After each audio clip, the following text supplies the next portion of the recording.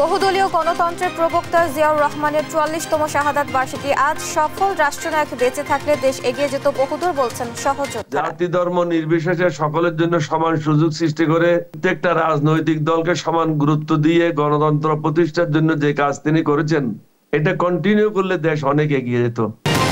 যুক্তরাষ্ট্র থেকে তুলা ও তেল আমদানি বাড়াতে চায় সরকার। জাপানের গণমাধ্যমকে প্রধান উপদেষ্টা জনশক্তি রপ্তানি সমঝোতা স্মারক সই।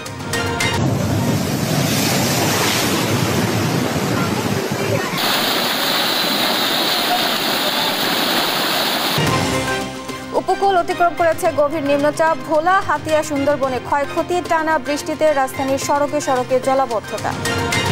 নিয়ম না মেনেই মানিকগঞ্জ পৌর শহরে নির্মিত হচ্ছে বহুতল ভবন। টাকা পেলে অনুমতি দেন অসাধু কর্মকর্তারা। বাড়ছে ভবন ধসের ঝুঁকি।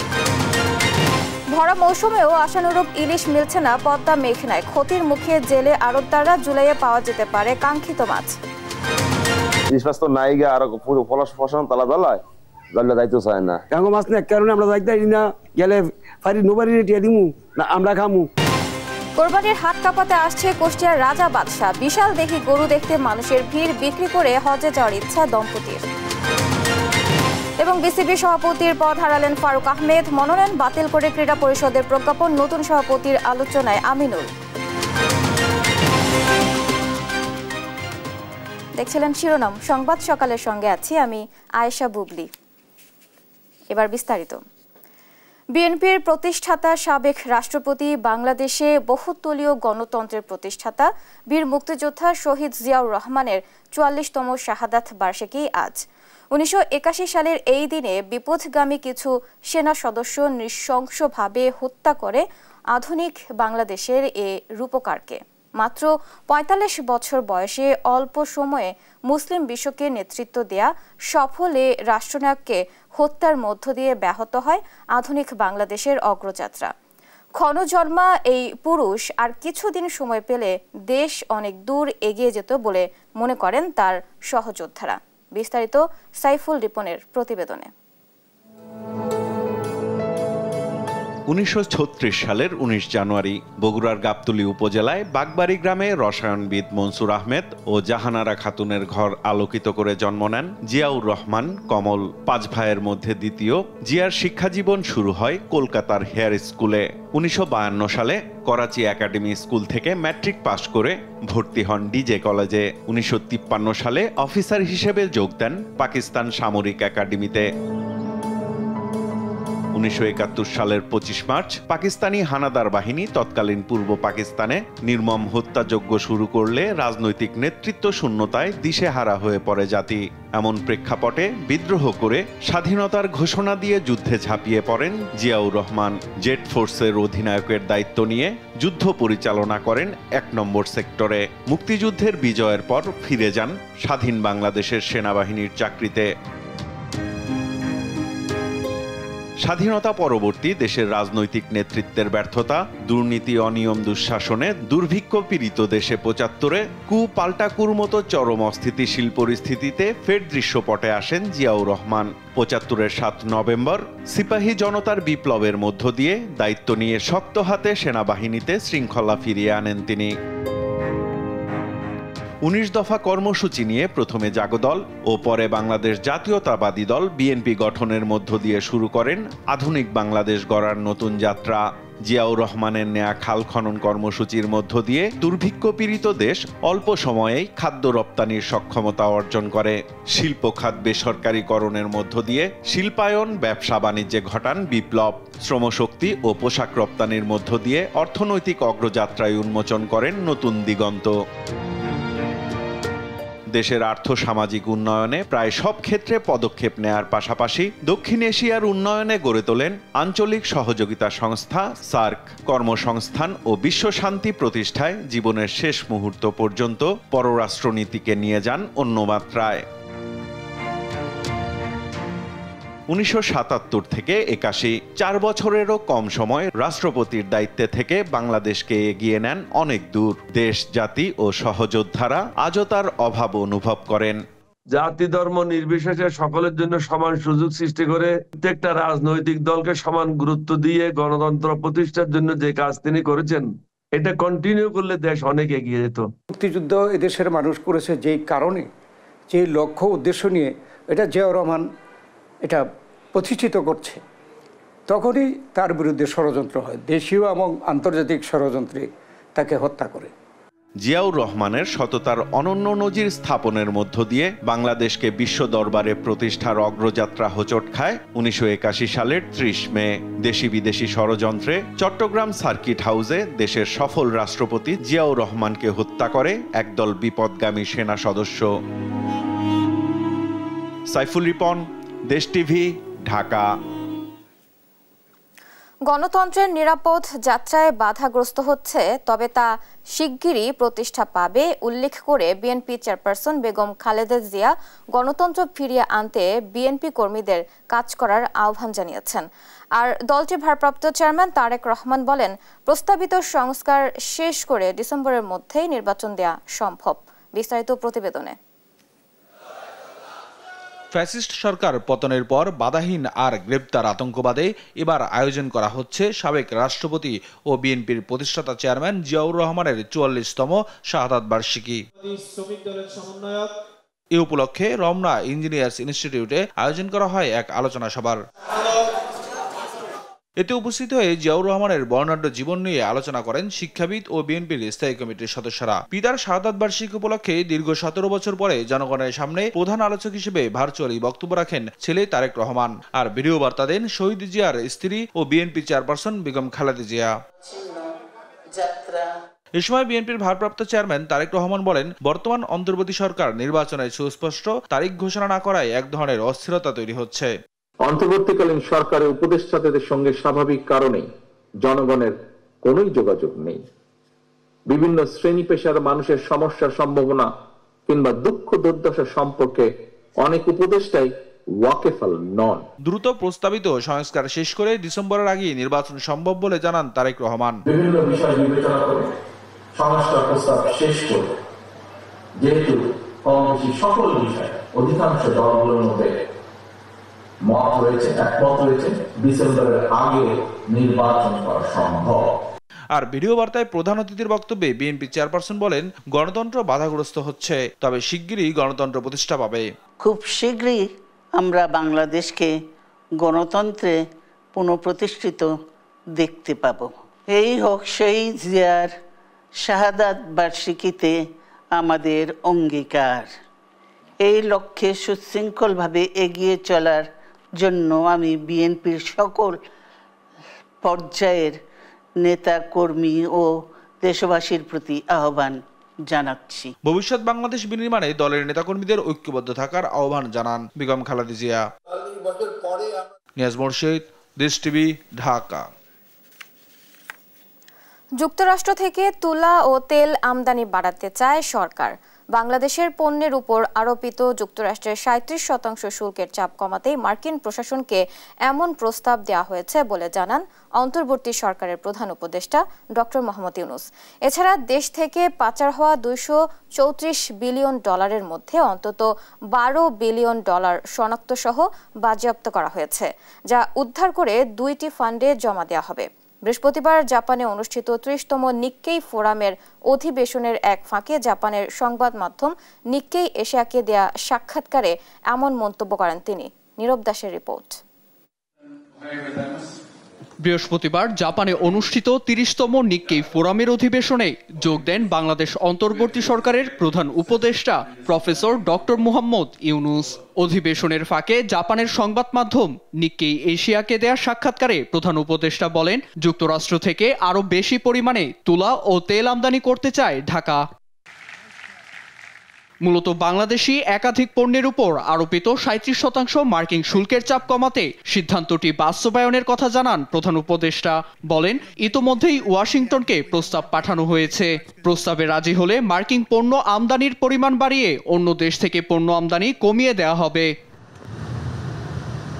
চলতি অর্থ বছরের গেল জুন থেকে এখন পর্যন্ত ৬.৮ বিলিয়ন ডলার মূল্যের পণ্য মার্কিন বাজারে রপ্তানি করেছে বাংলাদেশ, আর আমদানি করেছে ২.৫ বিলিয়ন ডলার মূল্যের পণ্য, যার মধ্যে তুলাই ছিল ৩৬১ মিলিয়ন ডলারের।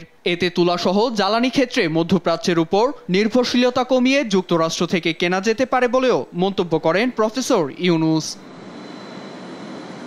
ডক্টর ইউনুস আরও বলেন, সাবেক প্রধানমন্ত্রী শেখ হাসিনার আমলে বাংলাদেশ থেকে পাচার হওয়া ২৩৪ বিলিয়ন ডলারের মধ্যে ১১ থেকে ১২ বিলিয়ন ডলার শনাক্ত সহ বাজেয়াপ্ত করা হয়েছে। এসব অর্থ উদ্ধার শেষে ২টি আলাদা ফান্ড গঠন করে শিক্ষা ও স্বাস্থ্য খাতে ব্যয়ের পরিকল্পনা রয়েছে। এছাড়া পদত্যাগ প্রসঙ্গে জানতে চাওয়া হয় প্রধান উপদেষ্টার কাছে। জবাবে নোবেল বিজয়ী প্রফেসর জানান, বাংলাদেশেও এর উত্তর দেওয়া হয়নি। এতে জাপানে বসে মন্তব্য করলে ঝামেলার সৃষ্টি হতে পারে বলে মত তার। নীরব দাস, নিউজ ডেস্ক, দেশ টিভি। গণতন্ত্রে মসৃণ উত্তরণে বাংলাদেশ অবাধ, সুষ্ঠু এবং বিশ্বাসযোগ্য নির্বাচনের জন্য প্রস্তুতি চলছে বলে জানিয়েছেন প্রধান উপদেষ্টা ডক্টর মোহাম্মদ ইউনুস। এদিকে ৫ বছরে ১ লাখ প্রশিক্ষিত জনশক্তি নেয়ার বিষয়ে সমঝোতা স্মারকে সই করেছেন জাপান। আর রোহিঙ্গা সংকট সমাধানে ভূমিকা রাখতে মাহাথির মোহাম্মদকে অনুরোধ জানিয়েছেন প্রধান উপদেষ্টা।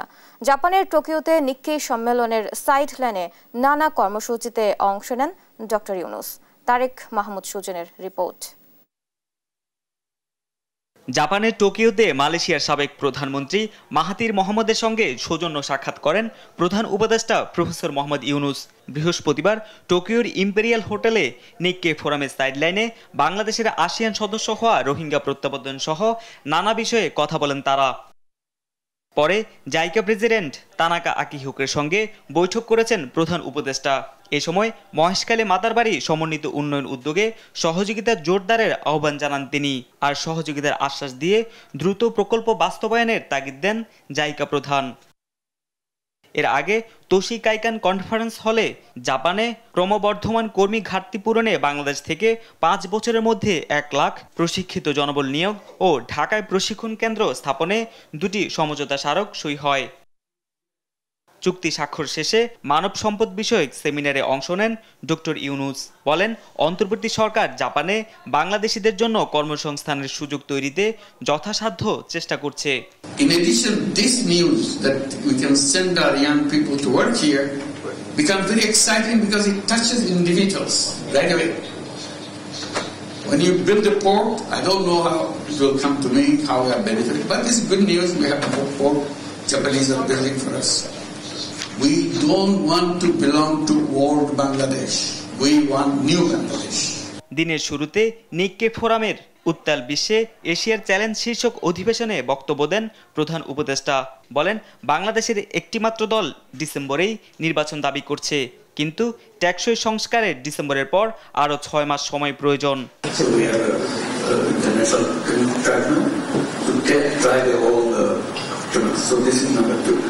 Number 3 is election, finally the election. So we have been explained to people the election will be held between end of this year in December or maximum of June. মানুষের ন্যায় বিচার নিশ্চিত এবং গণতন্ত্রে মসৃণ উত্তরণে অবাধ, সুষ্ঠু এবং অন্তর্ভুক্তিমূলক নির্বাচনের প্রস্তুতি চলছে বলেও জানান ডক্টর ইউনুস। তারেক মাহমুদ সুজন, দেশ টিভি, ঢাকা। বাংলাদেশ উপকূল অতিক্রম করেছে বঙ্গোপসাগরের গভীর নিম্নচাপটি। বৃহস্পতিবার সন্ধ্যায় উপকূল অতিক্রম করে সাতক্ষীরা উপকূলীয় অঞ্চলে স্থল গভীর নিম্নচাপ হিসেবে অবস্থান করছে। এর প্রভাবে কক্সবাজারের মহেশখালী জোয়ারের পানিতে ডুবে 1 জনের মৃত্যু হয়েছে। কুতুবদিয়ায় লবণবাহী ট্রলার ডুবে 8 মাঝি মাল্লা নিখোঁজ রয়েছে। নোয়াখালীর হাতিয়ার নিঝুম দ্বীপে পানিবন্দী রয়েছেন বহু মানুষ। ক্ষয়ক্ষতি হয়েছে সুন্দরবনে। সহকর্মীদের তথ্য ও ছবিতে আপনপুর রিপোর্ট। গভীর নিম্নচাপের প্রভাবে উত্তাল কক্সবাজার, বাগেরহাট, ভোলা, সাতক্ষীরা সহ 14 জেলার নদ নদী। বন্ধ রয়েছে সারা দেশের অভ্যন্তরীণ নৌ যোগাযোগ। জোয়ারের পানিতে প্লাবিত কক্সবাজারের সেন্ট মার্টিন সহ 3 উপজেলা। মহেশখালীতে জোয়ারের পানিতে ডুবে 1 জনের মৃত্যুর খবর পাওয়া গেছে। কুতুবদিয়ায় লবণবাহী ট্রলার ডুবে নিখোঁজ রয়েছেন ৮ মাঝি মাল্লা। ভোলার তজুমুদ্দিনে বাঁধ ভেঙে অন্তত ১০ গ্রাম প্লাবিত হয়েছে। বাগেরহাটে ২ থেকে ৩ ফুট বেড়েছে নদ নদীর পানি। প্লাবিত হয়েছে সুন্দরবনের দুবলার চর, করমজল সহ বিস্তীর্ণ এলাকা। নিম্নচাপ ঘূর্ণিঝড় হাল ছোট্ট একটা, তো এর ফলভাবে কিন্তু পানি উচ্চতা অনেক বেড়ে গেছে, আমাদের সুন্দরবনে প্রায় সব জায়গায় চলে গেছে, কিন্তু এমন পরিমাণ না যেন বন্যপ্রাণীর কোনো ক্ষতি হবে। যেমন আমার সাধারণ ধারণা এই অমাবস্যায় যে পরিমাণ পানি হওয়ার কথা তার থেকে ৭০ থেকে ৮০ সেন্টিমিটার পানি কিন্তু বৃদ্ধি পাইছে। পানিতে তলিয়েছে নোয়াখালীর দ্বীপ উপজেলা নিঝুম দ্বীপ, বিচ্ছিন্ন সড়ক ও নৌ যোগাযোগ। জোয়ারের পানিতে ঘুরে বেড়াতে দেখা গেছে একটি চিত্রা হরিণকে। জানা গেছে বন বিভাগের লোকজন হরিণটির দেখাশোনা করেন। দ্বীপের নামার বাজার এলাকায় বন বিভাগের কার্যালয়ের নিচেই থাকে হরিণটি। ভারী বৃষ্টিপাতে বরিশাল নগরীর বেশিরভাগ সড়কে জলাবদ্ধতার সৃষ্টি হয়েছে। ভোগান্তিতে পড়েছেন নগরবাসী। আপন অপু, নিউজ ডেস্ক, দেশ টিভি। নিম্নচাপের প্রভাবে বৃহস্পতিবার সারাদিন ও রাতভর বৃষ্টি ও ঝড়ো হাওয়ার পর সকাল থেকে আবহাওয়া শান্ত রয়েছে। কোথাও থেমে থেমে বৃষ্টি হলেও বাতাস নেই। বিস্তারিত জানাতে বরগুনা এবং বাগেরহাট থেকে যুক্ত হচ্ছেন সহকর্মী রিয়াজ আহমেদ মুসা এবং এস সোহান। শুরুতেই যাচ্ছে মুসার কাছে। মুসা, পরিস্থিতি কেমন দেখছেন, বিস্তারিত জানান। আমি আপনাকে একটি বিষয় জানিয়ে রাখি, গতকাল নিম্নচাপটি উপকূল অতিক্রম করার পর থেকে কিন্তু রাতভর কিন্তু মুষলধারে বৃষ্টি হয়েছে এবং ভারী বৃষ্টিও কিন্তু অব্যাহত ছিল এবং রাতে উচ্চতায় জোয়ার হয়েছে এবং বিপদসীমার প্রায় ৩০ সেন্টিমিটার উপর থেকে কিন্তু নদ নদীর পানি কিন্তু প্রবাহিত হওয়ার কারণে উপকূলের বেড়িবাঁধের বাইরের যেসব মানুষ বা এলাকার মানুষ রয়েছে তারা কিন্তু সেসব এলাকার মানুষ কিন্তু পানিতে নিমজ্জিত হয়ে যায় এবং ভাটা নামার সাথে সাথে কিন্তু পানিও নেমে যায়। এছাড়া রাতভর ঝড়ো হাওয়া বয়ে যাওয়ার কারণে উপকূলের অধিকাংশ জায়গায় কিন্তু বিদ্যুৎ বিচ্ছিন্ন হয়ে গিয়েছে এবং ঝড়ো হওয়ার কারণে এখনো কিন্তু অনেক স্বাভাবিক কোনো কিছুই নেই এবং রাস্তা কিন্তু আমরা যদি একটু দেখানোর চেষ্টা করি কিন্তু এখনো কিন্তু সাধারণ মানুষের কর্মচঞ্চল কিন্তু এখনো ফিরে আসেনি। এছাড়া কিন্তু ৩ নম্বর সতর্কতা সংকেত থাকার কারণে বরগুনা সদরের সাথে অন্যান্য উপজেলার কিন্তু যোগাযোগ এখনো বিচ্ছিন্ন রয়েছে এবং অভ্যন্তরীণ যে নৌ রুটের চলাচল সেটিও কিন্তু বন্ধ রয়েছে। তাছাড়া ঢাকার সাথে নৌ যোগাযোগও কিন্তু বন্ধ রয়েছে। এছাড়া আমরা পানি উন্নয়ন বোর্ডের সাথে কথা বলেছি, পানি উন্নয়ন বোর্ড আমাদেরকে জানিয়েছে প্রায় ৭০ মিলিমিটার বৃষ্টিপাত কিন্তু বরগুনায় রেকর্ড করা হয়েছে। এছাড়া কিন্তু আকাশ মেঘাচ্ছন্ন রয়েছে এবং গুমোট একটা অবস্থা কিন্তু এখনো বিরাজ করছে এবং সাধারণ মানুষের মধ্যে কিন্তু এই মাসগুলো কিন্তু উপকূলের মানুষের কাছে কিন্তু অনেকটাই শঙ্কা থাকে, কারণ এই মাসগুলোতে বাংলাদেশের উপকূলে অধিকাংশই ঘূর্ণিঝড় কিন্তু আঘাত হানে এবং প্রতিনিয়ত কিন্তু মানুষ এই ঝড় জলোচ্ছ্বাসের মধ্যেই কিন্তু সংগ্রাম করে বেঁচে থাকতে হয় এবং সে কারণে মানুষের মধ্যে আতঙ্ক বিরাজ করছে এবং রাস্তায় কিন্তু খুব একটা মানুষ দেখা যাচ্ছে না। বিশেষ করে কর্মজীবী মানুষ কিন্তু সব থেকে বেশি সমস্যার মধ্যে পড়েছে এবং এখন বৃষ্টিপাতের পরিমাণ কমে আসছে এবং আবহাওয়া অধিদপ্তর থেকে যেমনটা জানানো হয়েছে আস্তে আস্তে উপকূলের বৃষ্টিপাত কমতে থাকবে এবং তাও কিন্তু আগামীকাল নাগাদ থাকতে পারে। এই ছিল বরগুনা থেকে আমার কাছে সর্বশেষ। বাগেরহাটে আমাদের সহকর্মী সোহান রয়েছেন। সোহান, বাগেরহাটের আবহাওয়ার সর্বশেষ পরিস্থিতি আমাদেরকে জানান। বাগেরহাটে এই মুহূর্তে আবহাওয়ার যে পরিস্থিতি সেটি হচ্ছে এখন কিন্তু বৃষ্টি হচ্ছে না, তবে আকাশে মেঘ রয়েছে এবং সামান্য বাতাসও রয়েছে।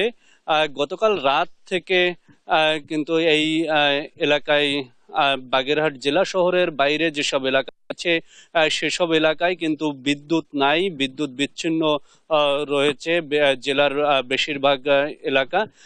এছাড়া বাগেরহাটের যেসব নিম্ন অঞ্চল রয়েছে সেসব জায়গা কিন্তু পানিতে নিমজ্জিত রয়েছে এখনো এবং বঙ্গোপসাগরে সৃষ্ট লঘুচাপ ও নিম্নচাপের ফলে মোরেলগঞ্জ পৌরসভা, বাগেরহাট পৌরসভা এবং মোংলা পৌরসভার যেসব এলাকায় পানি উঠেছিল সেসব এলাকার পানি ভাটায় নেমে গেলেও এখনো কিন্তু বেশ কিছু এলাকায় পানির অবস্থান করছে।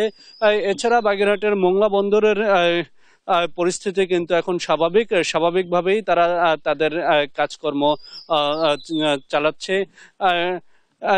এছাড়া বাগেরহাটের সুন্দর বনের কিন্তু যেসব বন্যপ্রাণী রয়েছে সেসব কোনো বন্যপ্রাণীর ক্ষয়ক্ষতির এর কোনো খবর আমরা এখন পর্যন্ত পাইনি। তবে এই যে জোয়ারের পানি বৃদ্ধি এবং বৃষ্টির পানি মিলে নদ নদীর যে পানি বৃদ্ধি পেয়েছিল, এতে সুন্দরবনের কিন্তু বিস্তীর্ণ এলাকা প্লাবিত হয়েছে এবং সুন্দরবনের করমজল বন্যপ্রাণী প্রজনন কেন্দ্রের ভারপ্রাপ্ত কর্মকর্তা আজাদ কবির আমাদেরকে জানিয়েছেন যে সুন্দরবনের উপর থেকে অন্তত 2 থেকে 3 ফুট পানি প্রবাহিত হয়েছে। তবে সুন্দরবনের অভ্যন্তরে যেসব বন্যপ্রাণীরা থাকেন তারা বিভিন্ন উঁচু জায়গা ও টিলায় অবস্থান নেওয়ার কারণে তাদেরকে তেমন কোনো ক্ষয়ক্ষতি হয়নি বলে তারা দাবি করেছে। এছাড়া পানি উন্নয়ন বোর্ডের সাথে আমরা কথা বলেছিলাম, তারা আমাদেরকে জানিয়েছেন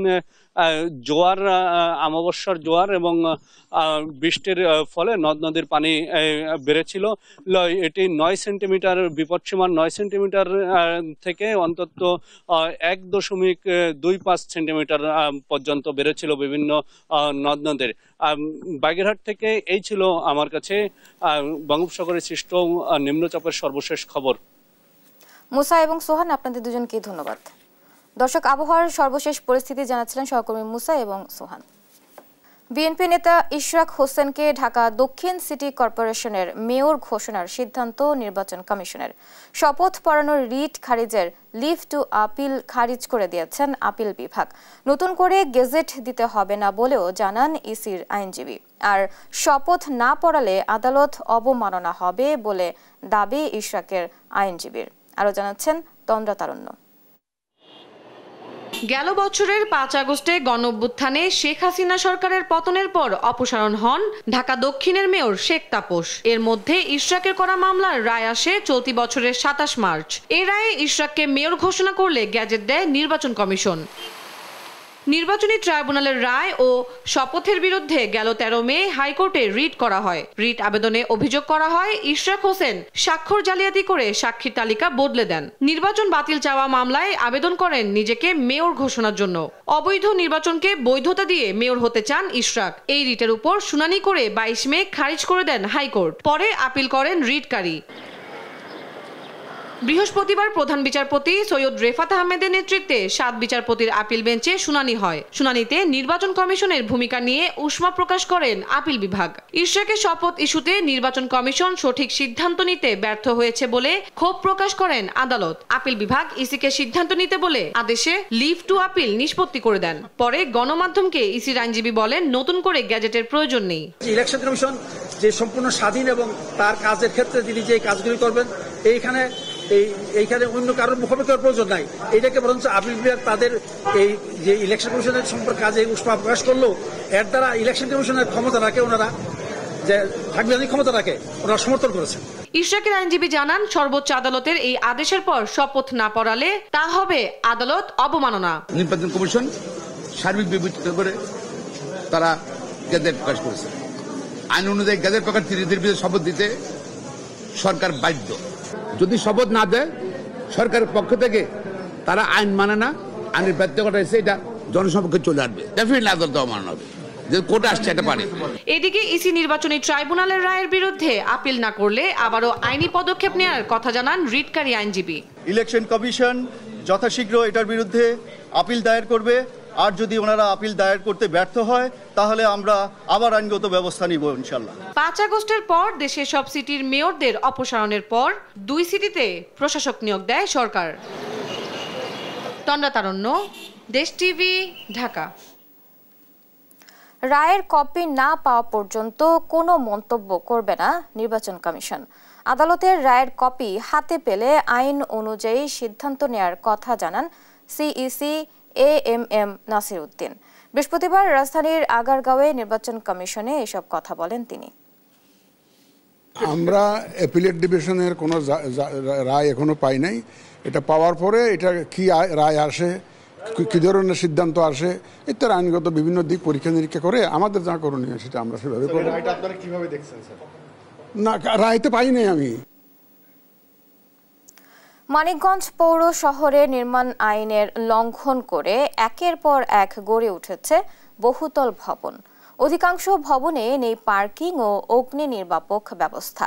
যে ভবনগুলোতে পার্কিং রাখা হয়েছে সেগুলো দোকান হিসেবে ব্যবহৃত হচ্ছে, ফলে বাড়ছে অগ্নিকাণ্ড ও ভবন ধসের ঝুঁকি। আব্দুল আলিমের পাঠানো তথ্য ও ছবিতে জানাচ্ছেন অঙ্কন চৌধুরী। মানিকগঞ্জ শহরে নিয়ম ভেঙে নির্মাণ হচ্ছে বহুতল ভবন। অধিকাংশ ভবনেই নেই সঠিক পার্কিং বা অগ্নি নির্বাপক ব্যবস্থা। কোথাও কোথাও কিছু পার্কিং রাখা হলেও সেগুলো রূপান্তর করা হচ্ছে দোকানে। এতে বাড়ছে জীবন ঝুঁকি। তবে স্থানীয়রা বলছে পৌর কর্তৃপক্ষের গাফিলতি ও নজরদারির অভাবেই তৈরি হয়েছে এমন অবস্থা। দোতলা নির্মাণের অনুমোদন সেটাকে 3 তলা 4 তলা অনেকে করছে, আর পৌর কর্তৃপক্ষ এদিকে কোনো দৃষ্টি আকর্ষণ নাই। যেভাবে বহুতল ভবনগুলি নির্মিত হচ্ছে, এই সকল ভবনের অধিকাংশই পৌর আইন এবং বিল্ডিং কোড মেনে করা হচ্ছে না।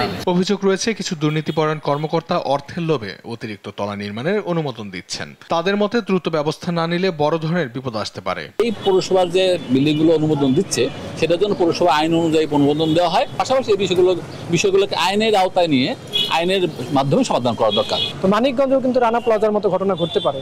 এই ক্ষেত্রে পৌর কর্তৃপক্ষ সহ প্রশাসনের দৃষ্টি আকর্ষণ করব যে এই বিষয়ে যেন প্রয়োজনীয় ব্যবস্থা গ্রহণ করা হয়। এখন পর্যন্ত প্রায় 50টি বহুতল ভবনকে ঝুঁকিপূর্ণ হিসেবে চিহ্নিত করা হয়েছে। যারা নিয়ম ভেঙে ভবন নির্মাণ করেছে তাদের আইনি নোটিশ দেওয়া হয়েছে। এ বিষয়ে আইনি ব্যবস্থা প্রক্রিয়াধীন বলে জানিয়েছেন পৌর প্রশাসক। কোন কোন জায়গায় এগুলো করা হচ্ছে, পার্কিং থাকার শর্তেও তাকে দোকান ভাড়া দিয়েছে, সেগুলো আমরা লিস্ট করে ফেলেছি এবং তাদেরকে আমরা নোটিশ দিয়েছি।